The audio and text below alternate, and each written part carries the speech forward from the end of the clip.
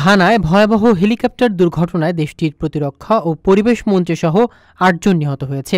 বুধবার ৬ আগস্ট দক্ষিণাঞ্চলের একটি বনাঞ্চলে বিমান বাহিনীর হেলিকপ্টারটি বিধ্বস্ত হয়। হেলিকপ্টারটিতে ৩ জন ক্রু ও ৫ জন যাত্রী ছিলেন, যাদের কেউ আর বেঁচে ফেরেনি।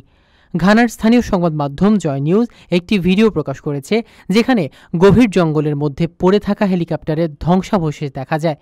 পরে নিশ্চিত হওয়া যায় নিহতদের মধ্যে রয়েছে সদ্য দায়িত্বপ্রাপ্ত প্রতিরক্ষামন্ত্রী এডওয়ার্ড ওমানে বোয়ামা এবং পরিবেশ বিজ্ঞান ও প্রযুক্তি মন্ত্রী ইব্রাহিম মুরতালা মোহাম্মদ। চলতি বছরের জানুয়ারিতে প্রেসিডেন্ট জন মাহামার সরকার তাদের নিয়োগ দেয়। দুর্ঘটনার সময় তারা একটি সরকারি ইভেন্টে অংশ নিতে হেলিকপ্টারে করে যাচ্ছিল, যেখানে অবৈধ খনির বিষয়ে আলোচনা হওয়ার কথা ছিল। তবে মাঝপথে তাদের হেলিকপ্টারটি নিয়ন্ত্রণ হারিয়ে বনাঞ্চলে আছড়ে পড়ে।